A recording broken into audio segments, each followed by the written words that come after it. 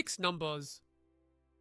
Hugo has 5 pieces of cake. Each piece is 1/2. 5 halves.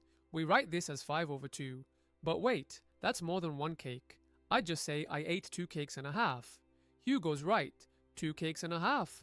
That's a mixed number. There are 2 kinds of fractions. A proper fraction is less than 1. The numerator is smaller than the denominator. An improper fraction is greater than or equal to 1. The numerator is bigger than or equal to the denominator. Remember Hugo said 2 cakes and a half? Let's prove he's right. 1 whole, 1 whole, and 1/2. 5 halves is 2 halves plus 2 halves plus 1/2. 2 halves is 1, so that's 1 plus 1 plus 1/2, which is 2 plus 1/2. We write this as 2 and 1/2. The plus sign is understood. Let's try 7/3, already grouped into wholes. 1 whole, and 1/3. 7/3 is 3/3 plus 3/3 plus 1/3.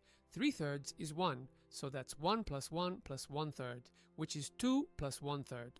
2 and 1/3! Watch out! When Hugo says 2 and 1/2, he means 2 plus 1/2. That's 2.5.